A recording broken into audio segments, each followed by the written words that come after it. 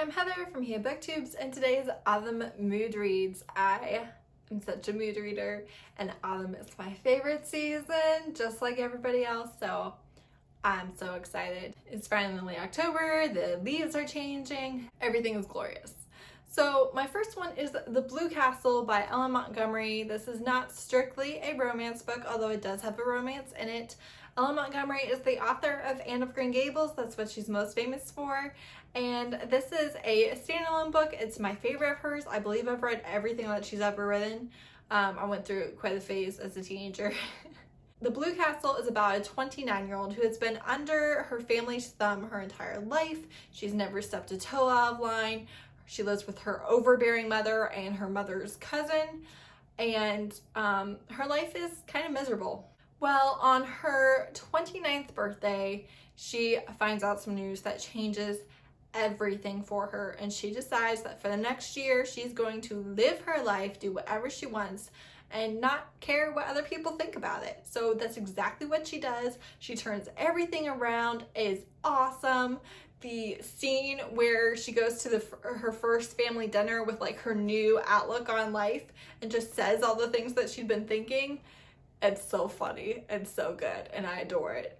The romance is really sweet. If you like happily ever afters, this is like a ridiculous happily ever after where like every good thing possible got presented to her with a bow on top, but it's so good. And the reason why I think that this is a great autumn mood read, I probably reread it every fall, at least parts of it. It's skimming. I mean, I can jump in at any page on this book and tell you what is happening. Like, I've read this book more than any other book in my entire life. I love it. If you've ever read anything by Ellen Montgomery, I think you'll definitely enjoy it. But even if not, this is a great introduction to an older author. This was a contemporary in like the 19-20s, and so it's a glimpse into life back then. And the nature and the changing of the seasons through the year is described so beautifully, and I think that you will really be able to enjoy all the different seasons in this book, but for me, it speaks fall. Next, I have Running into Love, which is Fluke My Life #1 by Aurora Rose Reynolds. This takes place in the fall. Their families meet on a disaster of a Thanksgiving. This is a New York homicide detective who falls in love with his free-spirited neighbor named Fawn, and there's quite a few events that throw them together. And it's fun. She writes great alphas, and their families are really funny too. Next I have Jaded, which is Jaded #1 by Tijan. This is a high school romance and school fall. I mean, you get where I'm going here.